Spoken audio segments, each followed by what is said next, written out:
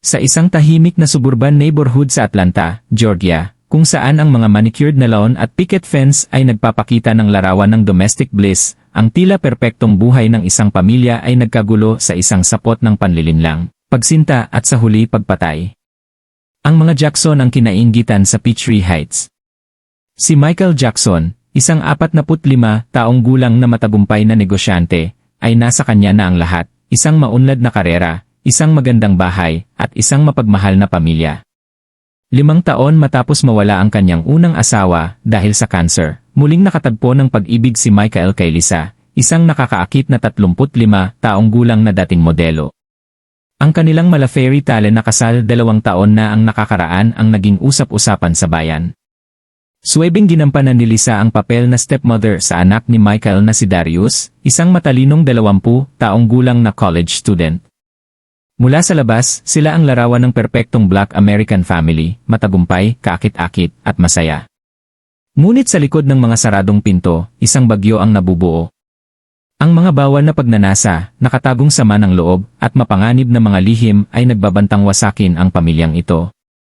Ang nagsimula bilang mga nakaw na tingin at inosenteng haplos ay lala sa isang masidhing relasyon na lumabag sa lahat ng hangganan.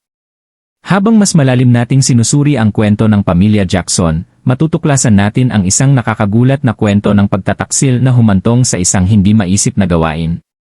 Paano humantong sa pagpatay ang bawal na pagbubuntis ng isang may bahay? Ano ang nagtulak sa isang anak na talikuran ang kanyang ama? At paano gumuho ang harapan ng pagiging perpekto ng isang pamilya na nag-iwan ng pagkawasak?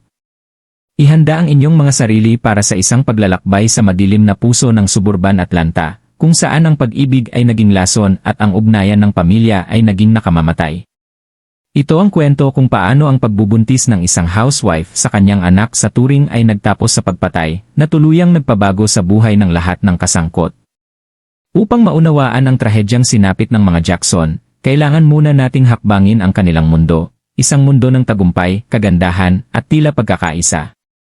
Kilalanin natin ang mga tauhan sa sawimpalad na dramang ito. Si Michael Jackson, 45 taong gulang, ay tumayo bilang haligi ng komunidad, isang self-made man. Inakyat ni Michael ang corporate ladder ng may determinasyon at galing, at naging isa sa mga pinakarespetadong business consultant sa Atlanta. Inilarawan siya ng kanyang mga kasamahan bilang matalas, ambisyoso, at laging maayos ang pananamit sa mga pasadyang suwit na nagpapakita ng kanyang tagumpay. Ngunit ang buhay ni Michael ay hindi puro boardroom at bottom line lang. 5 taon na ang nakalilipas, dumating ang trahedya ng ang kanyang unang asawa, ang ina ni Darius, ay natalo sa laban nito sa cancer. Sa loob ng ilang panahon, gumuho ang mundo ni Michael. Ibinaling niya ang kanyang sarili sa trabaho, nahihirapang balansihin ang kanyang pighati sa pagiging single parent. Pagkatapos, parang sinag ng araw na tumagos sa mga ulap ng bagyo, pumasok si Lisa sa kanyang buhay. Sa edad na 35, si Lisa Jackson ay isang larawan ng biyaya at kagandahan. Isang dating modelo, naging mukha siya ng mga magazine at rumampa sa mga runway mula New York hanggang Paris. Ngunit si Lisa ay higit pa sa isang magandang mukha. Siya ay matalino, charismatic, at tila tunay na nagmamalasakit kina Michael at Darius. Ang kanilang mabilis na pag-ibigan ay humantong sa isang marangyang kasal 2 taon na ang nakakaraan, isang kaganapan na hanggang ngayon ay pinag-uusapan pa rin sa kanilang mayamang suburb sa Atlanta. Tinanggap ni Lisa ang kanyang bagong tungkulin bilang asawa at stepmother ng may sigla, madalas na nakikitang nag-cheer sa mga basketball game ni Darius o nagho-host ng mga eleganteng dinner party para sa mga business associate ni Michael. At nariyan si Darius Jackson, 20 taong gulang at puno ng pangako. Isang sophomore sa Emory University, nag-aaral si Darius ng negosyo, sumusunod sa mga yapak ng kanyang ama. Guwapo at atletiko, siya ang paborito sa basketball team ng universidad. Sa kabila ng mga alok na tumira sa campus, pinili ni Darius na manatili sa bahay dahil sa kanyang kagustuhang naroon para sa kanyang ama at bagong stepmother. Mula sa labas, tila nasa mga Jackson na ang lahat. Ang kanilang malawak na tahanan sa Peachtree Heights ay isang showcase ng maselang karangyaan. Madalas makita ng mga kapitbahay ang pamilya na naglalakad ng magkakasama sa gabi, sina Michael at Lisa na magkahawak kamay habang si Darius ay nasa tabi nila, puro ngiti at tawa. Ngunit ang mga hitsura ay maaaring mapanlinlang. Sa likod ng malinis na harapan ng kanilang red brick mansion, ang tensyon ay namumuo. Ang mahabang oras ni Michael sa opisina ay madalas na nag-iwan kay Lisa na nag-iisa. Ang kanyang ngiti ay tila pilit kapag uwi ang asawa ng gabi na naman. Si Darius, habang magalang kay Lisa sa harap ng kanyang ama, ay minsan ay tumitingin sa kanya nang may tinging hindi pang-anak kapag nakatalikod si Michael. At si Lisa, ang kanyang mga mata ay paminsan-minsang tumatagal sa kanyang anak sa turing ng masyadong matagal, ang kanyang tawa sa mga biro nito ay masyadong masigla.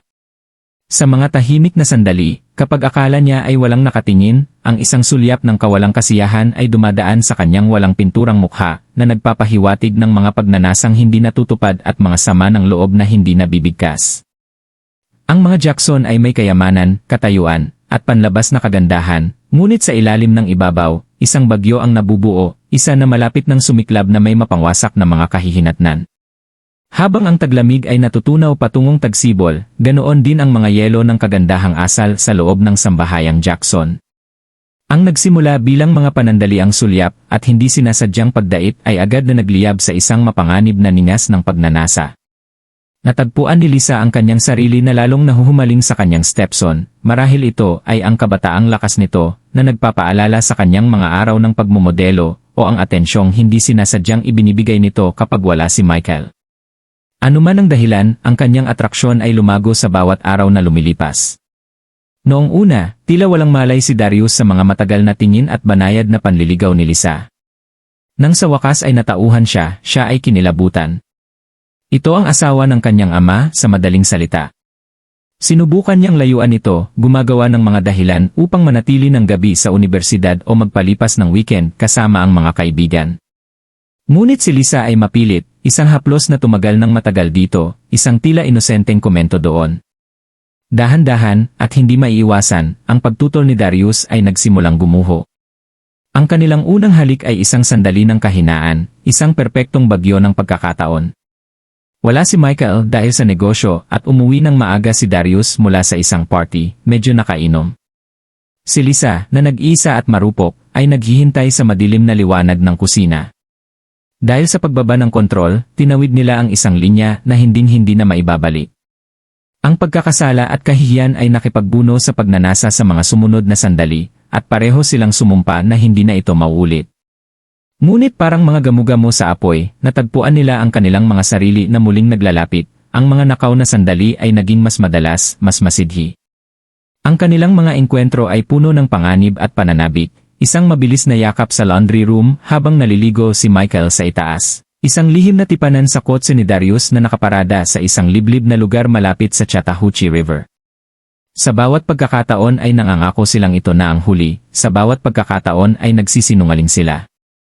May mga muntik-muntikan na, isang beses ay halos mahuli sila ni Michael sa isang alanganing posisyon sa pool house, na iligtas lamang ng mabilis na pag-isip ni Lisa at ng mabilis na paglabas ni Darius sa likurang bintana. Sa ibang pagkakataon, ang pagtaas ng kilay ng isang kapitbahay nang makitang bumalik sina Lisa at Darius mula sa isang kahina-hinalang mahabang grocery run ay nagdulot ng panik sa kanilang dalawa.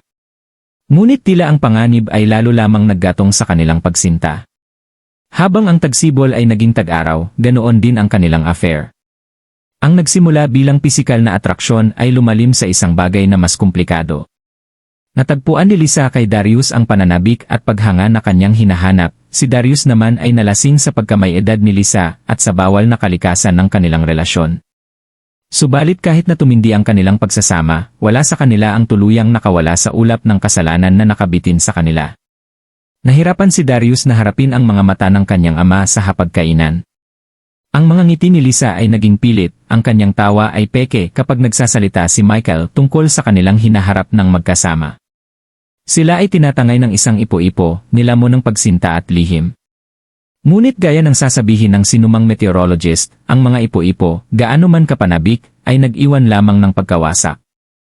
At sa loob ng tahanan ng mga Jackson, isang bagyo ang nabubuo, isa na malapit ng sumiklab na may mga kahihinatnan na mas malubha kaysa sa naisip ni Lisa o Darius. Habang lumilipas ang tag-araw, isang bagong kaganapan ang nagbantang wasakin ang marupok na balanse sa loob ng tahanan ng mga Jackson. Si Lisa, na ilang linggo ng masama ang pakiramdam, ay nakagawa ng isang tuklas na magpapabago sa lahat. Mag-isa sa master bathroom, tinitigan ni Lisa ang pregnancy test sa kanyang nanginginig na mga kamay. 2 pink na linya, positibo. Buntis. Ang kanyang mundo ay tila tumagilid habang ang mga implikasyon nito ay humampas sa kanya na parang isang tsunami. Mabilis na nag-isip si Lisa, ang timing, maaaring kay Michael ito, hindi ba? Ngunit sa kaibuturan niya, alam niya ang katotohanan. Ang batang lumalaki sa loob niya ay kay Darius. Anak ng kanyang stepson. Ang bunga ng kanilang bawal na relasyon. Naghari ang takot habang napagtatanto ni Lisa ang bigat ng kanyang sitwasyon. Hindi niya maaaring malaman ni Michael ang katotohanan. Kailangan niyang kumilos ng mabilis upang pagtakpan ang kanyang mga bakas. Noong gabing iyon, nang bumalik si Michael mula sa trabaho, sinalubong siya ni Lisa ng may kakaibang sigla. Isinuot niya ang kanyang pinakamapang-akit na damit, ipinagtimpla siya ng paborito nitong whiskey, at dinala siya sa silid tulugan. Ilang linggo na silang hindi naging intimate, ang schedule ng trabaho ni Michael, at ang kanyang pagkakasakit ay lumikha ng isang maginhawang distansya. Ngayon, kailangan niya ang intimacy na iyon bilang alibi. Ang mga sumunod na linggo ay isang masterclass sa panlilinlang. Tamang-tama ang timing ni Lisa sa pagbubunyag ng pagbubuntis, iniharap ang balita kay Michael sa isang candlelit dinner. Ang kagalakan ni Michael ay ramdam, ang kanyang pananabik ay tunay. Ang ngiti ni Lisa ay hindi kailanman umabot sa kanyang mga mata. Si Darius naman ay hindi madaling nalinlang. Nang sa wakas ay nagkaroon ng lakas ng loob si Lisa na sabihin sa kanya, ang kanyang reaksyon ay pinaghalong gulat, takot, at iba pang bagay, isang panandaliang kislap ng pananabik na agad na apula ng bigat ng kanilang realidad. Sigurado ka bang sa akin yan, bulong ni Darius, ang kanyang boses ay nanginginig. Ang tahimik na pagtango ni Lisa ang lahat ng kumpirmasyong kailangan niya. Namutla ang kanyang mukha habang tumatama sa kanya ang buong impact nito. Magiging ama siya sa anak ng kanyang stepmother. Sa apo ng sarili niyang ama. Ang baluktot na kalikasan ng kanilang sitwasyon ay nagbantang lulunod sa kanya. Habang lumilipas ang mga linggo, ang tensyon sa bahay ay naging kapansin-pansin. Si Michael, na walang malay, ay ibinuhos ang sarili sa paghahanda para sa pagiging ama ng may sigla. Pininturahan niya ang nursery tuwing weekend, nagbasa ng mga parenting book, at inalagaan si Lisa ng may panibagong pagmamahal. Samantala, si Lisa ay lumalakad sa isang tightrope ng mga emosyon.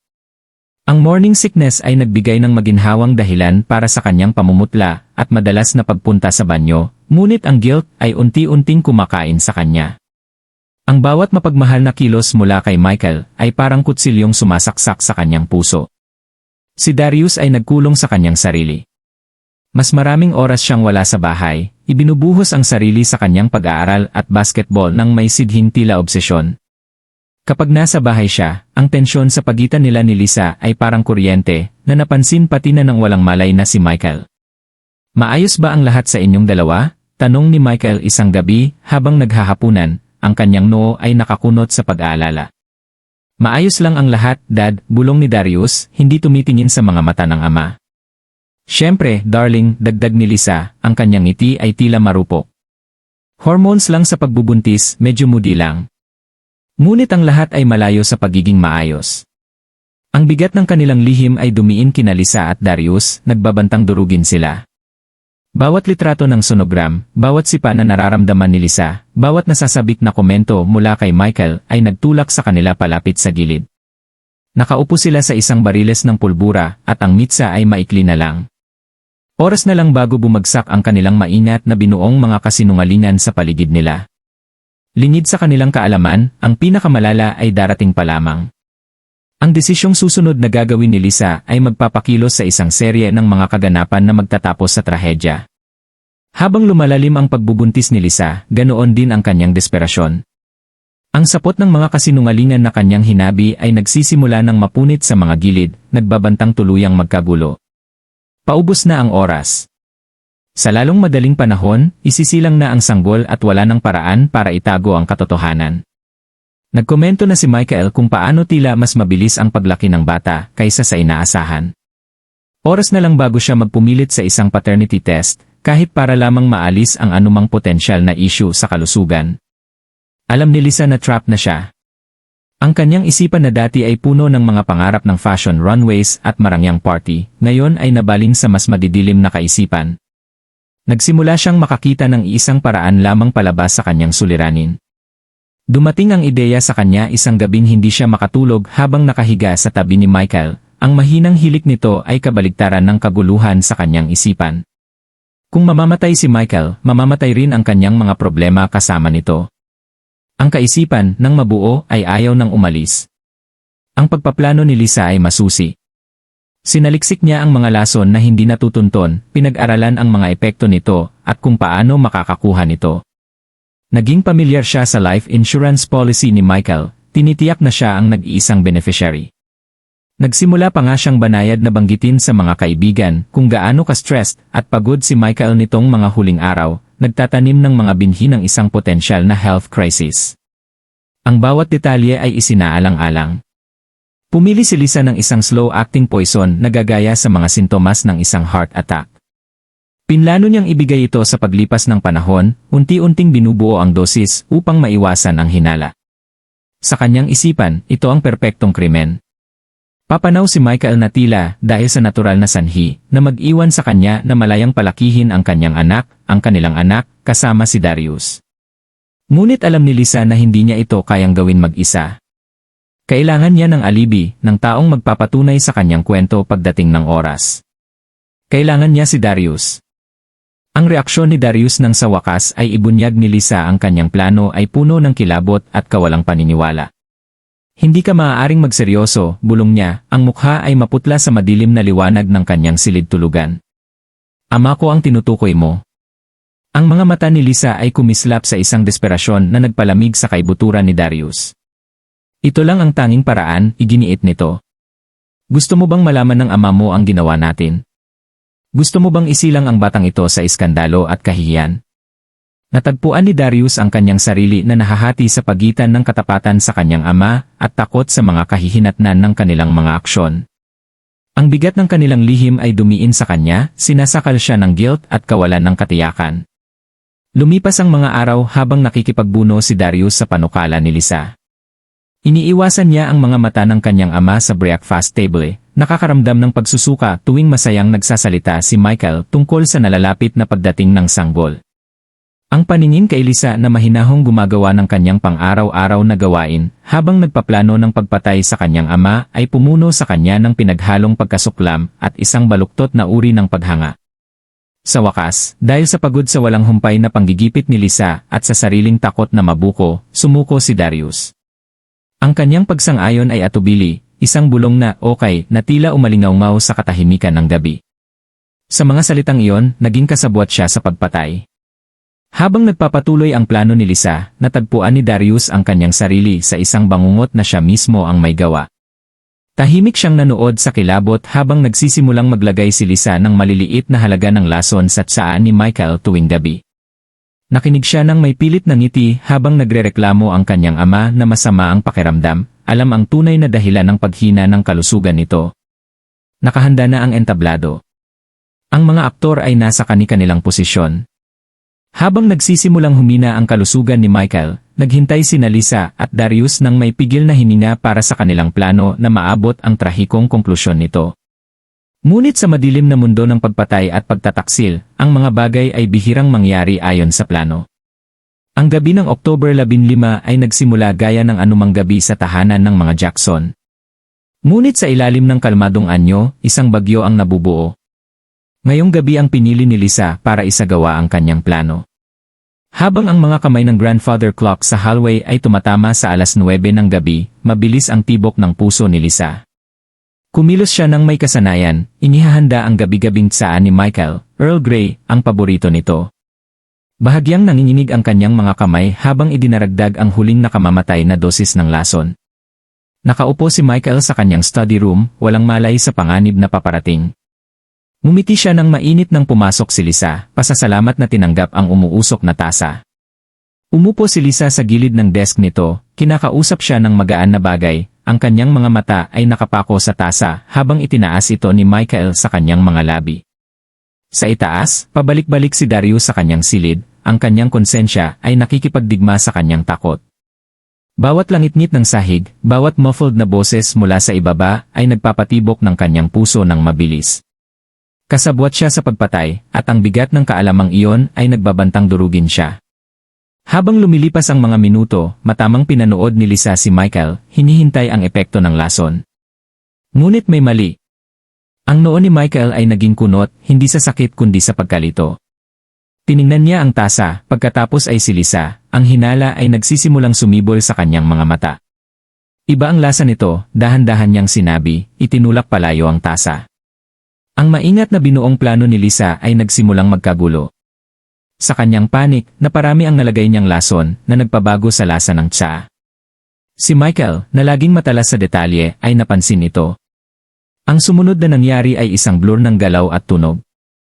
Si Michael, na napagtantong may malubhang mali, ay biglang tumayo. Si Lisa, na itinulak ng desperasyon, ay kinuha ang mabigat na marble paperweight mula sa kanyang desk. Nagtagpo ang kanilang mga mata sa isang maikli at nakakapangilabot na sandali bago humampas si Lisa. Ang nakakasuka na tunog ng pagtama ay pumuno sa silid. Bumagsak si Michael sa sahig, isang agos ng dugo ang nabubuo sa paligid ng kanyang ulo. Nakatayo si Lisa na parang nanigas, ang paperweight ay dumulas mula sa kanyang pagkakahawak. Ang bahay ay naging parang sementeryo sa tahimik, na nabasag lamang ng tunog ng mga yabag ni Darius na tumatakbo pababa ng hagdan.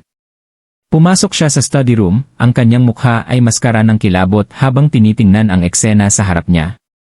Anong ginawa mo? Bulong niya, halos hindi marinig ang boses. Si Lisa, na nanginginig ng hindi makontrol, ay lumingon sa kanya na may nanlilisik na mga mata. Tulungan mo ako, pagsusumamo nito. Kailangan nating palabasin na aksidente ito. Ang mga sumunod na oras ay isang bangungot ng paglilinis at pag-aayos ng ebidensya. Inilagay nila si Michael sa paanan ng hagdan, nililikha ang ilusyon ng isang tragikong pagkahulog. Pinahid ni Lisa ang kanyang makeup, naghahandang gampanan ang papel ng isang sawimpalad na asawa. Sa hating gabi, sa nanginginig na mga daliri, dinial ni Lisa ang 911. Tulong, hikbi niya sa telepono, ang kanyang galing sa pag-arte ay inilagay sa sukdulang pagsubok. Ang asawa ko nahulog siya sa hagdan. Hindi siya humihinga. Please, bilisan niyo. Habang ang hagulhol ng paparating na mga sirena ay pumupuno sa hangin, nagpalitan sina Lisa at Darius ng tingin na may halong takot at madilim na determinasyon. Wala nang balikan ito. Tinawid na nila ang linyang wala nang balikan. Dumating ang mga pulis sa loob ng ilang minuto, kasunod ang mga paramedic. Habang ang mga flashlight ay umiikot sa paligid at nagsimula ang mga katanungan, kumapit si Lisa kay Darius, parehong ginagampanan ang kanilang mga papel sa makabre na teatrong ito. Ngunit kahit sinasagot nila ang mga tanong ng mga opisyal, alam nilang simula pa lamang ito. Ang tunay na pagsubok ay darating pa. Nang magbukang liwayway sa Atlanta, dumating si Detective Alicia Thompson sa tirahan ng mga Jackson. Isang veterano ng Homicide Division, ang matalas na mga mata ni Thompson ay walang pinalalampas habang sinusuri ang paligid. May hindi tama rito, bulong niya, nakayuko sa hagdan kung saan natagpuan ang katawan ni Michael. Nagsimula ang investigasyon ni Thompson sa karaniwang procedure. Ininterview niya sina Lisa at Darius nang magkahiwalay, napapansin ang kanilang nagdadalamhating anyo. Sa hindi sanay na mata, tila sila ay isang pamilyang nagluluksa. Ngunit nakaramdam si Thompson ng isang ilalim ng tensyon, isang kislap ng kung anong bagay sa kanilang mga mata. Noong una, tila sinusuportahan ng ebidensya ang teorya ng aksidente.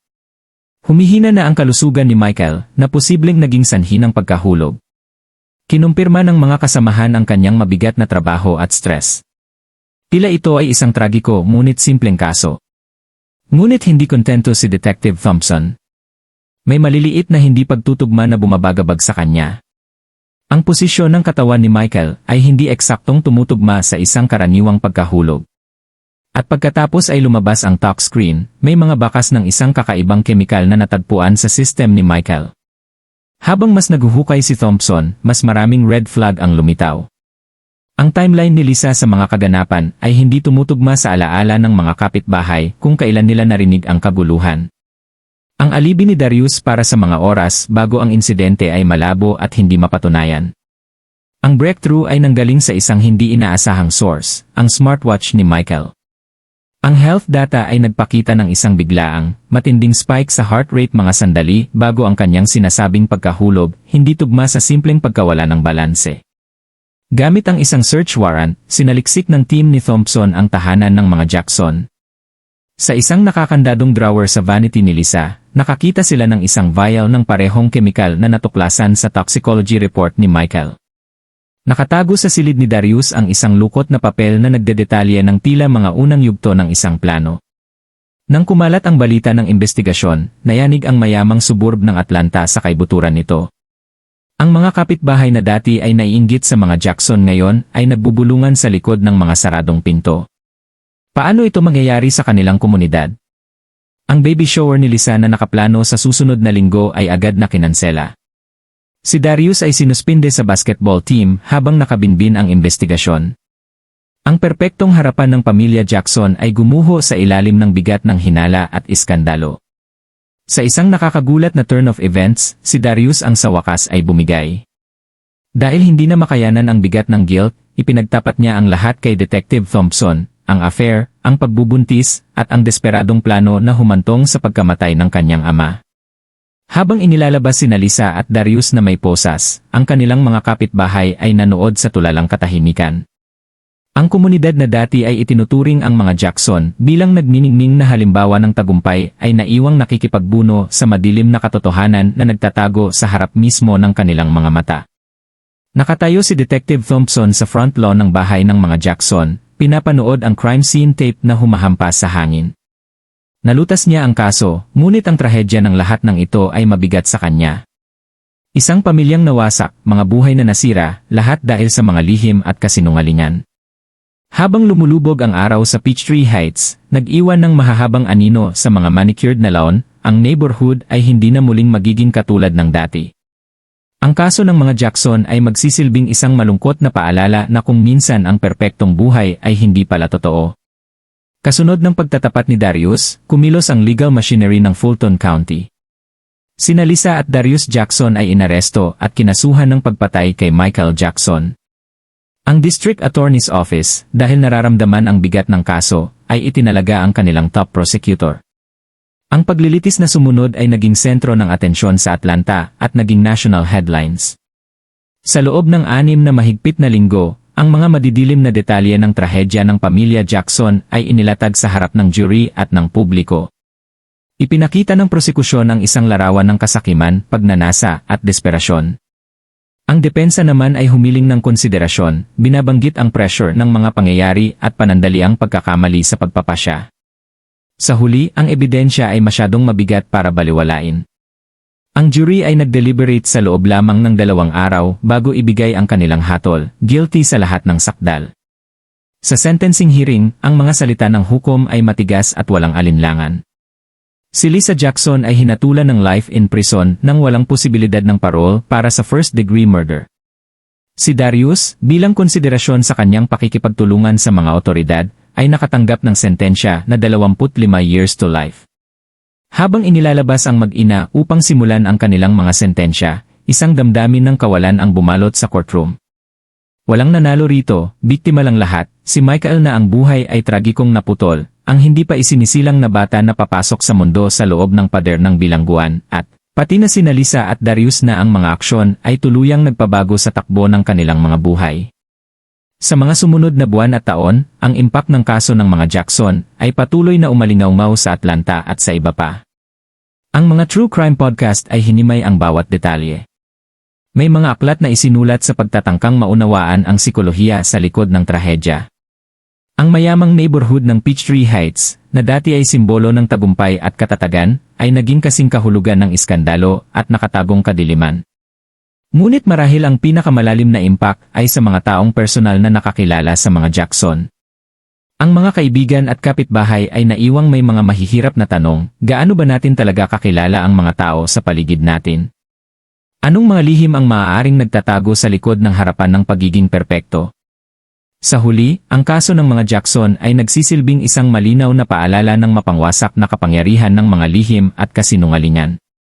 Isa itong babala kung gaano kabilis magkagulo ang isang tila perpektong buhay kapag itinayo sa pundasyon ng panlilinlang. Huwag kalimutang mag-subscribe sa channel na ito, pindutin ang notification bell para sa araw-araw na updates.